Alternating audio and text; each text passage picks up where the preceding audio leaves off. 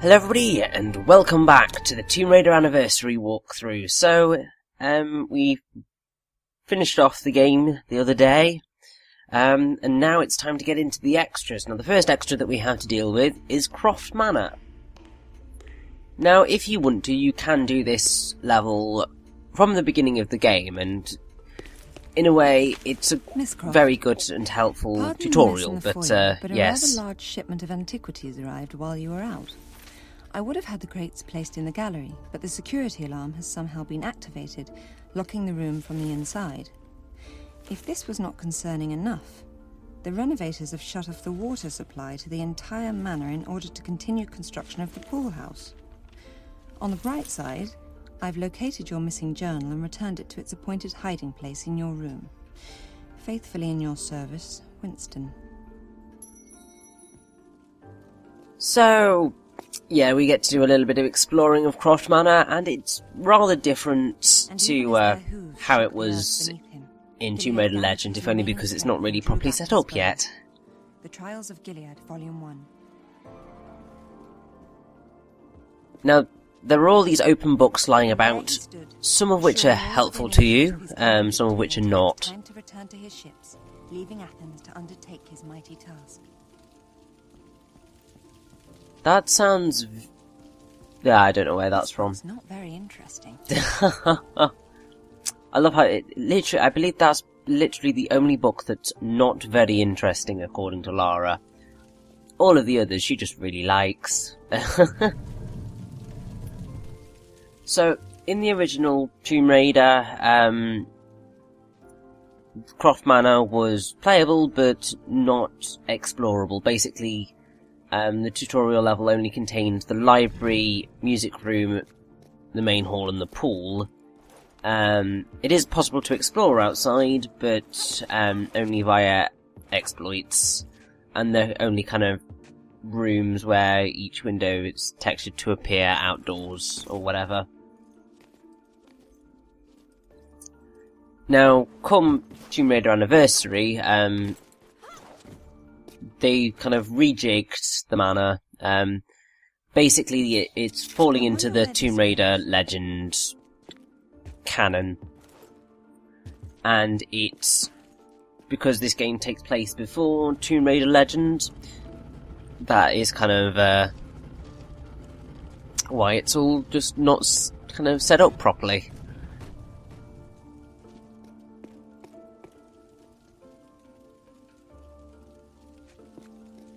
Also, you've got a lot more places, well, a few more places to explore in this version of the manor in comparison to the Legend version. And it's quite cool that you get a little bit more. I'm particularly a fan of all the books that are listed about. And I am going to read them all. The new 50 caliber round comes with a full metal jacket designed to maximize muzzle velocity and power to the target.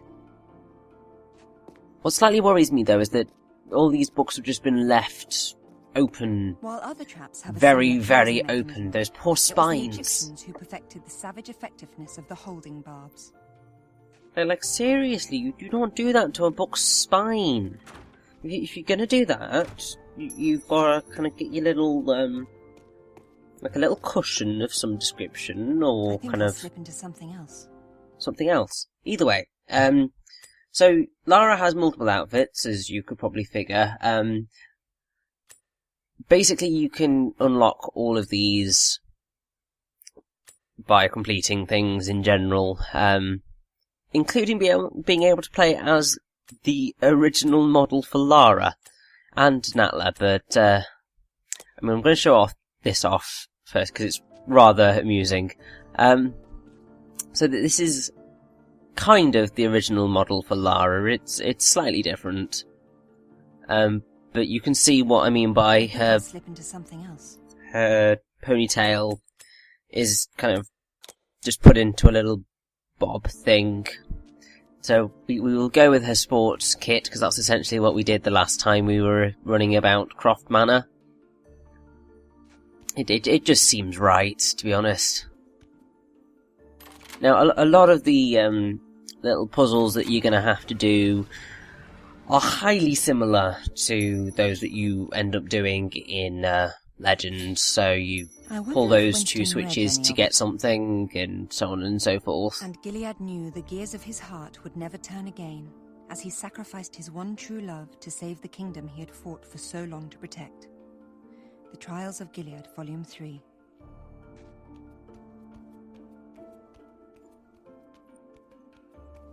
So, Gilead has kind of come up a few times. That the ancient Eskimos would carve extremely detailed ivory maps of their coastline and hunting waters. And he's, well, from what I can gather, okay, that's very nice to know, Lara. It is only through knowing our history that we can learn from the past. So, Gilead is the name of 3 people and 2 geographic places in the Bible. So, this is obviously person, so we will do that. Gilead is a grandson of Manessa, ancestor of Yezrites and Helikites. I'm probably butchering these names and I feel really bad. So that's in Chronicles. He's also the son of Michael and father of Jero in the Gadite genealogies. Even more. He had visions of an empire so spectacular, all mankind would come to marvel at its glory. He's also the father of Jephthah. He's mentioned in the book of Hosea. By far the most intriguing and is the legend all surrounding sorts. the fabled dagger of Zion and the awesome power it wields. Yeah, Lara's house is just littered with all these random little facts, and it's great. I do quite enjoy it. Now, we are actually locked into the library right now, which is rather annoying. I hate it when that happens. Although saying that, there are worse places to be locked than in a library.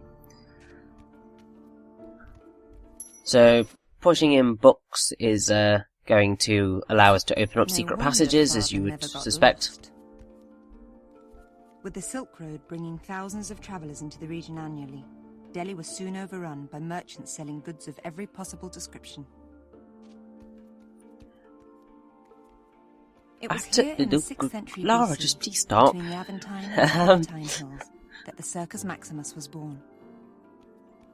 I'm questioning why so many of these books are open. It's like, come on, Lara, you like, seriously, girl. I mean, I know you're busy and all, but why are you leaving all of these books lying open? Anyone with even a cursory knowledge Like, of mineralogy seriously? would arrive at the same conclusion. And Wherever on the so many spices different stone was subjects, and formed, it all over wasn't the on Earth. house. Look after your As he books, struggled dear. mightily to calm Jeez. himself, Gilead removed the poison arrow from its quiver. The Trials of Gilead, Volume 2. The ruins of Atlantis were lost beneath the sea when the glaciers melted some 10,000 years ago.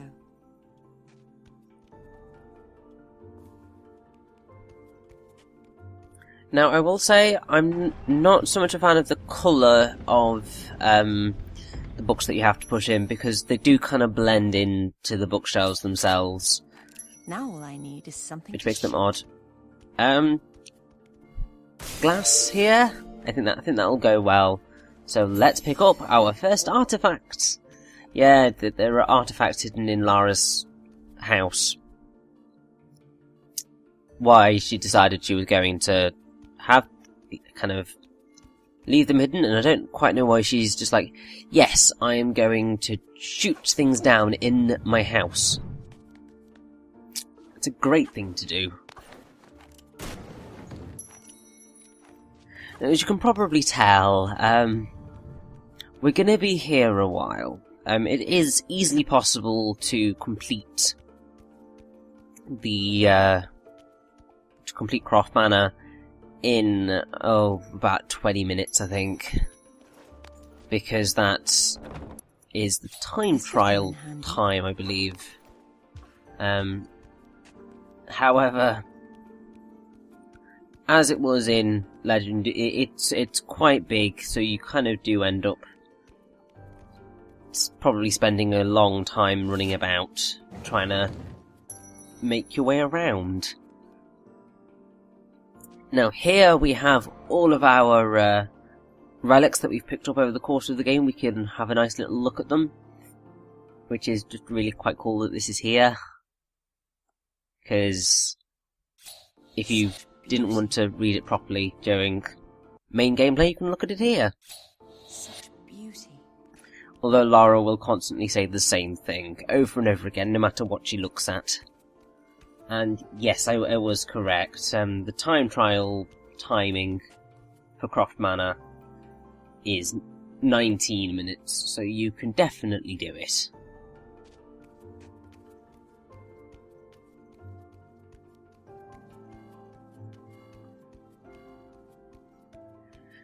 And here we're going to reach something where I made a bit of a boob. The aspect of spelunking is exposure to methane gases, which are difficult to detect without specific equipment.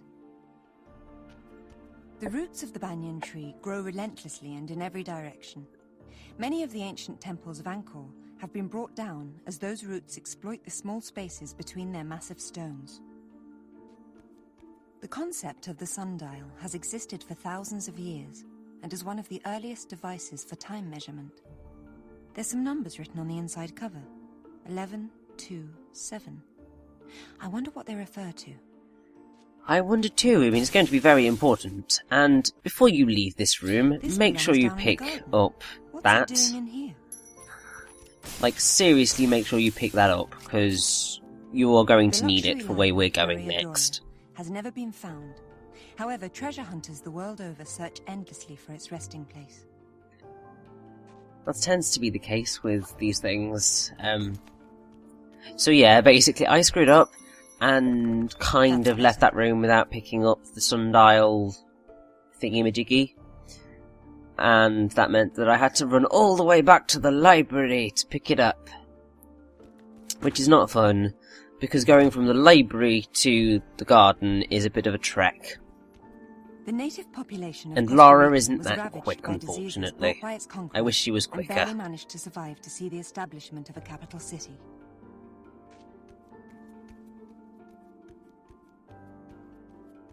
By far the most important survival item one can possibly have is the will to survive.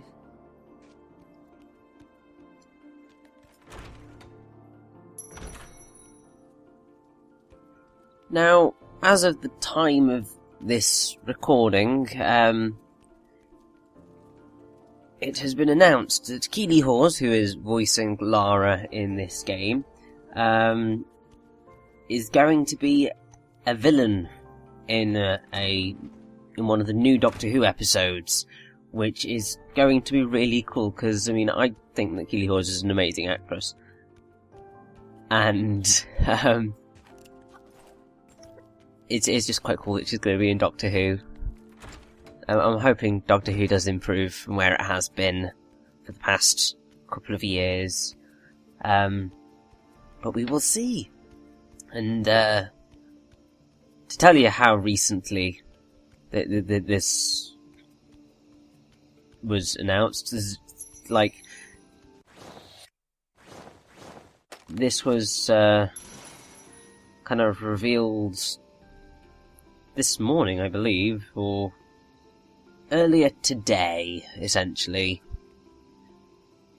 as when I'm recording this, and tell you now, if you can find the news reports, you'll be able to date when I recorded this particular part of Tomb Raider. So the numbers that were brought up in the book are, well, related to this sundial, and so we need to just move it around, and it all works out. It's great. This just proves time never stands still.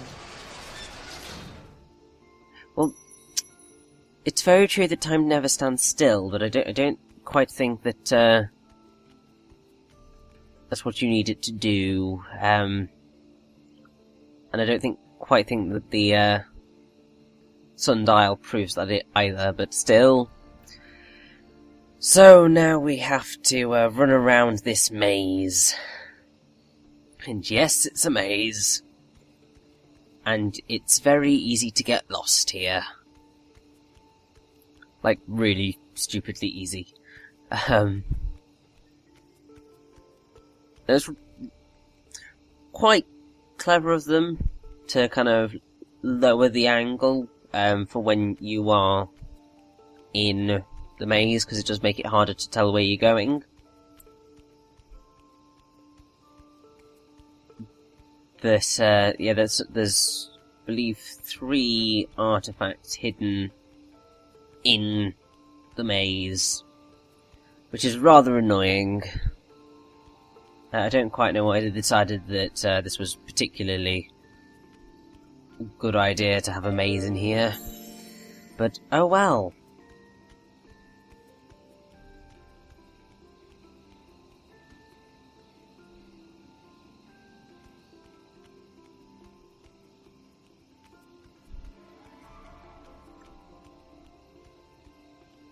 Now, I'm pretty sure that there will be some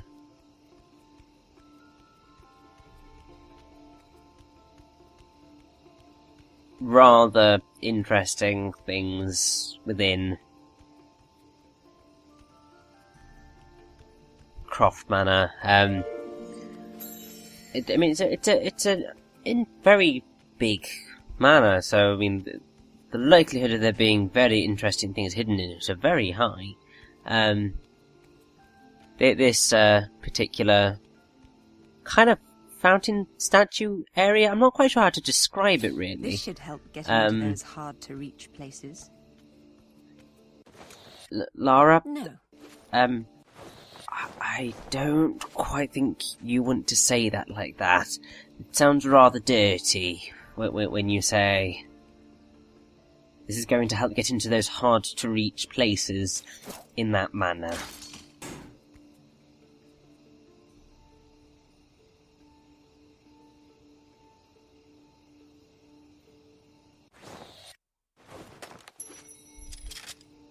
Now, this is kind of going to be our big-ish final area.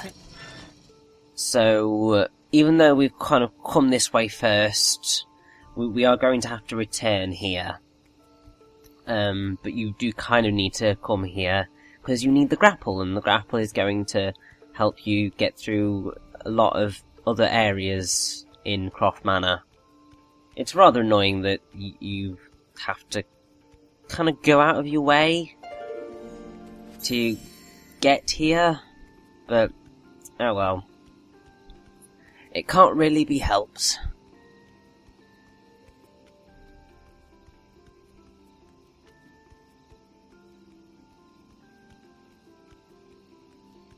Also, I feel really bad for putting Lara in her sports outfit, because it's kind of just like, I'm making her run outside barefoot. I feel really bad. Like, running on the dirt. Lara is kind of too good for that. Although I don't think she really minds. Otherwise, she wouldn't have this outfit in her wardrobe, evidently. I mean, then again, I don't quite know why she has a suit in which she has no skin there, and I don't quite know why she has a suit that makes her look like Natla, or why she has a suit that kind of makes her appear really, really blocky. But there we go. Lara's designer for this game decided, but by designer I mean designer in the game universe, not the game design, although the game designers had made this decision as well. But they evidently decided that was exactly what she needed. I have to say, by the time we get to Tomb Raider Underworld, the costume options are a lot better, I would say. And a lot more interesting than what we are given here. which is rather unfortunate, because you'd expect the anniversary title to have a great variety of costumes, but it's just not there.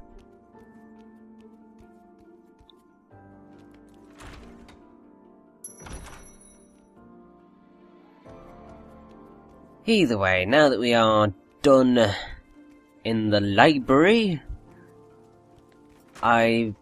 well, it's time to get on to our next area, and I can't quite remember what it is. It's either the gym or the, pool.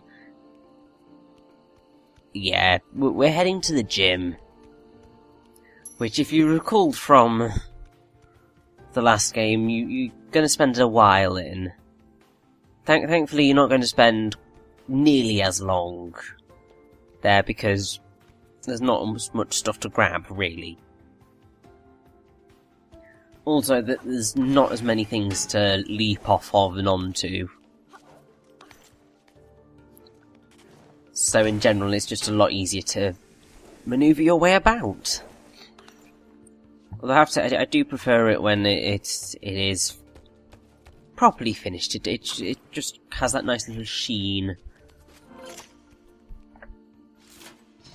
Also, we have a lot of buttons to press to kind of properly set this up, although these aren't here in Tomb Raider Legend. I mean, obviously, gameplay-wise, it makes complete sense. In the chronology, it makes less sense. It's kind of just like, Lara, well, why did you decide to completely redecorate? I mean, I suppose you just got bored, really. And when you have as much money as Lara has, it's hardly surprising that you want to refurbish your gym every now and again to give you some new challenge.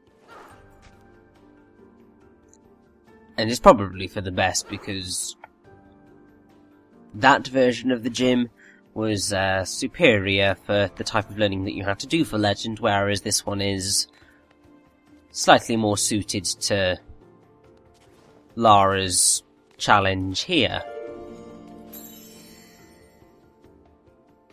Now, I do find it odd that you can do this so early on. I mean, it kind of annoys me slightly in the sense of this is clearly kind of built as a tutorial level, really, or at least a place in which you can kind of test things out safely. And in fact, there are some tutorials in this stage, but it doesn't fit into the story at all. And that's why I've put it kind of outside of the main plot. I mean, I know I'll put the Legend Croft Manor in the main hub of the story, but that one kind of is less contained, really. Lara kind of has a bit of time to spend between each of the levels, mostly. Whereas in Anniversary, she's very much going straight from one area to the next. So the Croft Manor doesn't quite fit into the narrative. I mean, it's a great piece of extra content, and I'm glad it's here. But it would have been nice to kind of just work it in so that it fits the story a little bit more.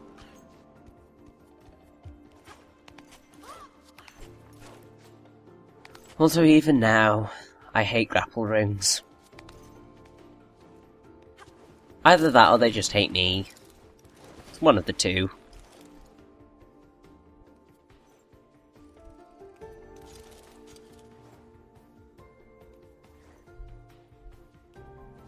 Yes, not only do we have Croft Manor, but we do also have a lot of other extras for Tomb Raider Anniversary, which you're going to see in the next 2 parts of extras. Yes, there are 2, one of which I don't know whether I am technically allowed to show, but we're going to try it anyway, and go from there.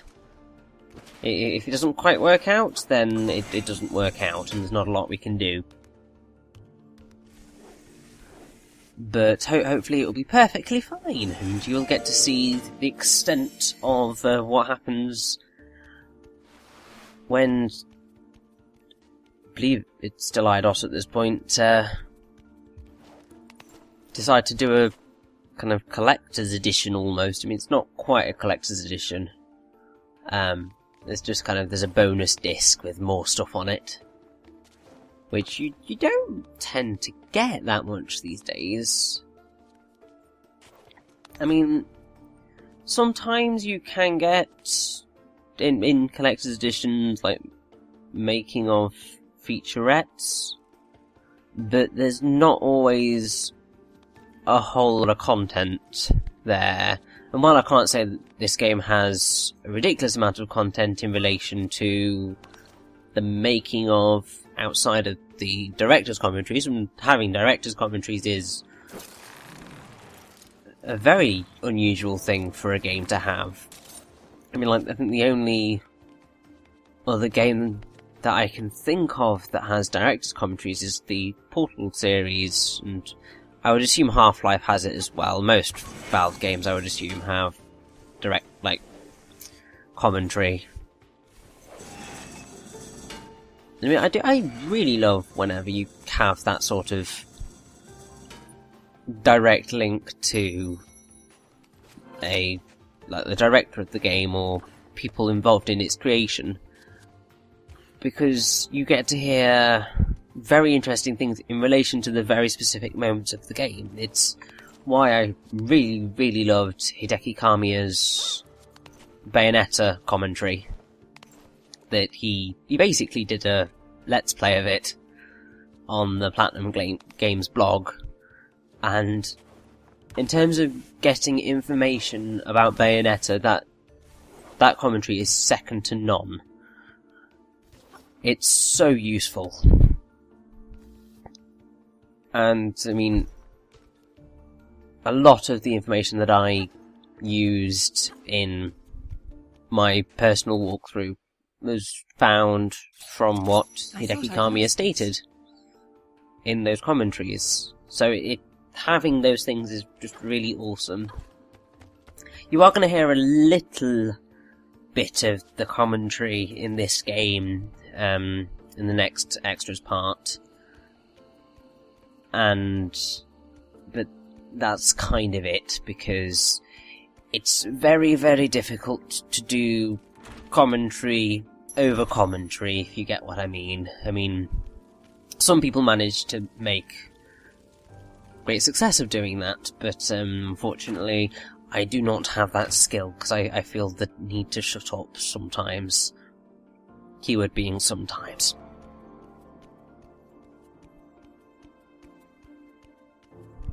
Now, it slightly worries me that Lara has exactly the same shield pasted across her walls, and also the same, I'm pretty sure it's exactly the same medieval style tapestry as well.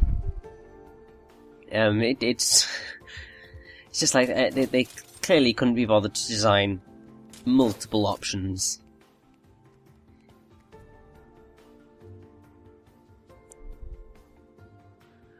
Also, here's the pool. It's evidently not finished yet, and we are going to essentially ruin all of their hard work of setting some of this stuff up in order to platform and get things sorted.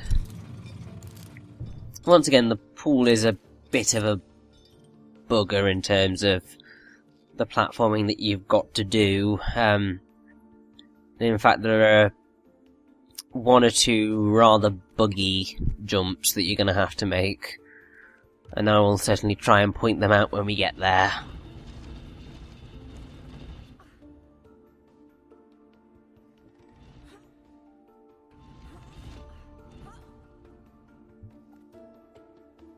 So first things first, you're going to want to kind of get this red skip there, because you're going to need that to jump anywhere, really.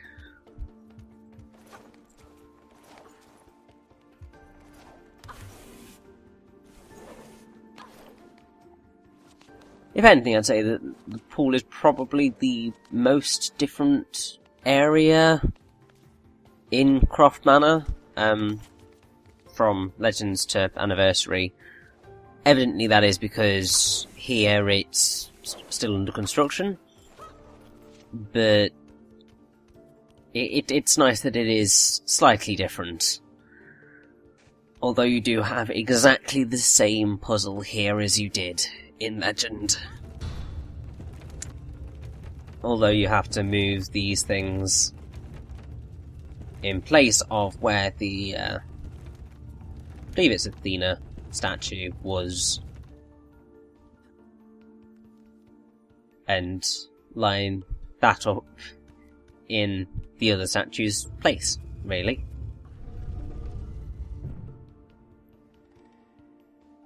Although, it surprises me that kind of Lara loses this button somewhere along the line, and it gets replaced with a secret that her father kept in there. I don't quite... I mean, gameplay-wise this makes sense, but it doesn't make sense in terms of this overarching story, really. So you can probably guess where this is heading. There are ropes around the room, and we need to shoot them down to drop the guy through the floor.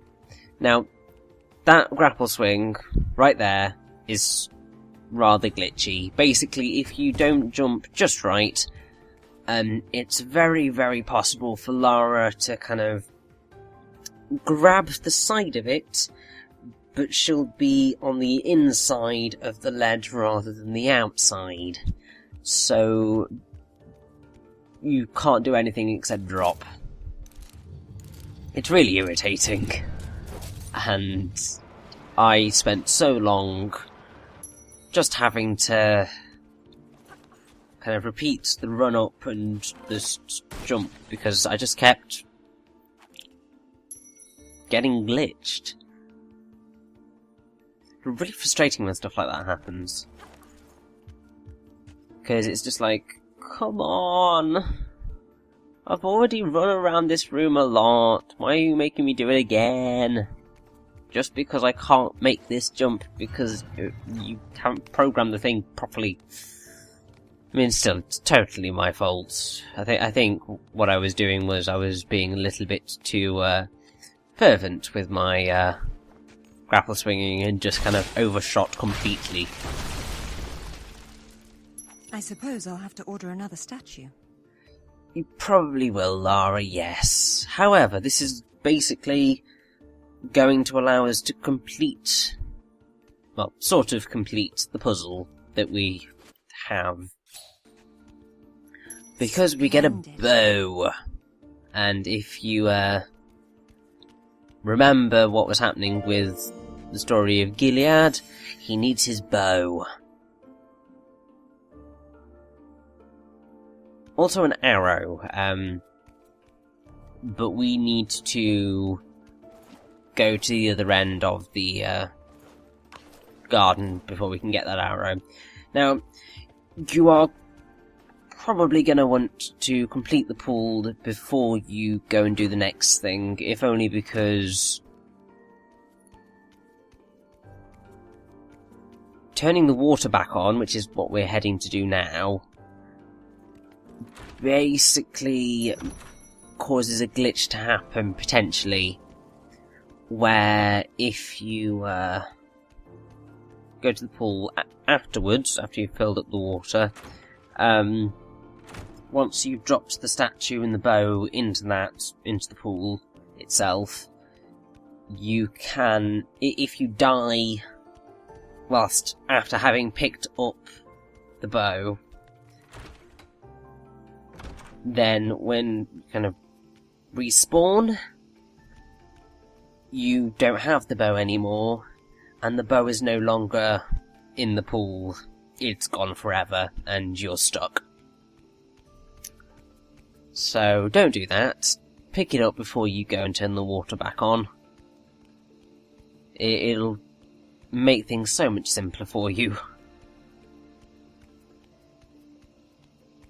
I mean, there are other orders in which you could do things. I mean, you technically don't have to come out to the garden until you've completed the library and I'd say the gym as well, and then you can technically also the pool, and once you've done all of that you can kind of come to the garden and do everything at once, really. Lara, you don't want to give your fanboys ideas, okay? It's probably not a good idea.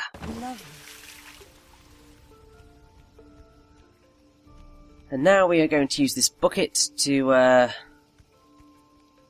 get the arrow in the fireplace. If you didn't spot that, there's an arrow in the fireplace for some bizarre reason. Also, I like how Winston just kind of appears there. And when we get back into Croft Manor, Winston is going to be in there as well. And I believe it's exactly the same model as the one in Tomb Raider Legend. They didn't seek to improve him at all. At least not until they reached Tomb Raider Underworld, where they gave everybody an overhaul. And a very welcome overhaul at that.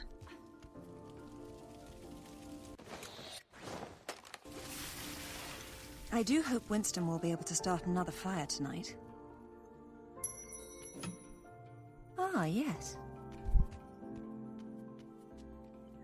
Yes, this'll do nicely.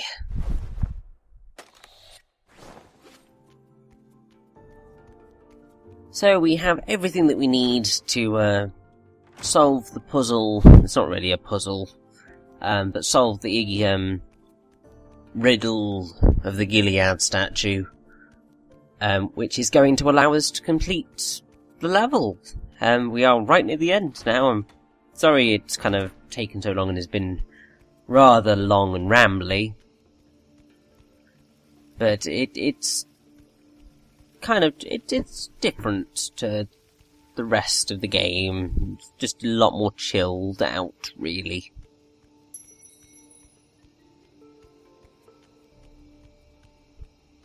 Also, what this gets us access to is actually quite cool, but I won't spoil it until we actually get there.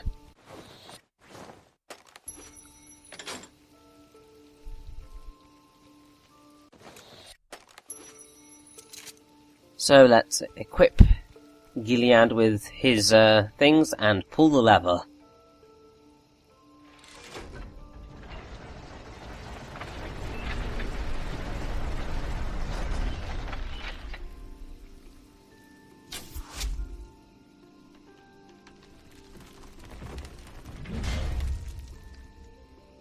What a delightfully gruesome display. Indeed. But that gets us this music box cylinder, which allows us to complete Croft Manor, because there is one room that we haven't gone to yet, and it's a room that you can't get access to until you have completed all of this stuff in Croft Manor. And essentially it is your reward for completing the level.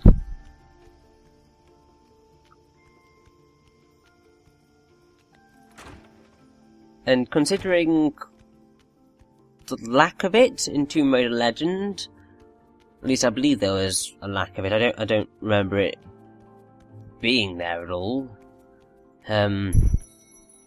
It's quite nice to have it here. You may be wondering what I'm blathering about, and you are about to find out. Obviously, seeing as we're going down a new corridor, there are going to be a few books there, so we need to have a little look at them first, I think. See what interesting final things there are. Were descendants from heaven with ropes attaching them to heaven itself. When they died, a heavenly creature would pull the ropes up, bringing their bodies up with them. That is a very, very interesting As Charles Kane notes way of in his seeing superb things. History of the Iron Curtain, there were numerous historical precedents against the practicality or feasibility of the fortress system of foreign policy. I really do question you sometimes, Lara. Just such a variety of taste. But if we put the music box in here,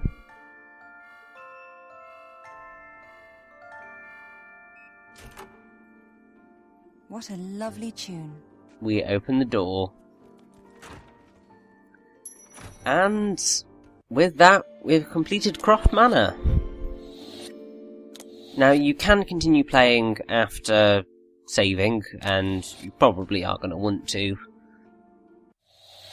Just have a little look at your prize.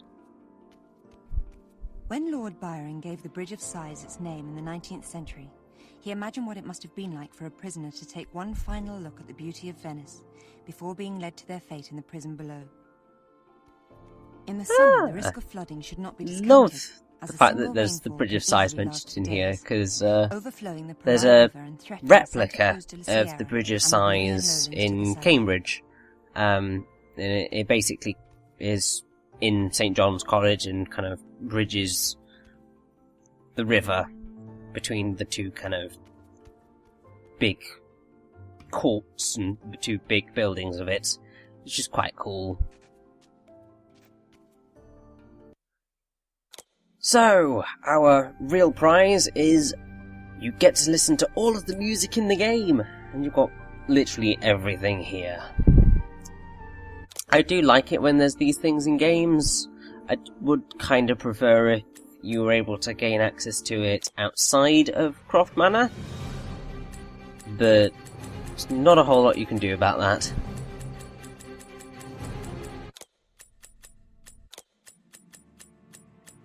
But with that, Croft Manor is complete. So, it's time to have a look at the other optional extras that are available in Tomb Raider Anniversary.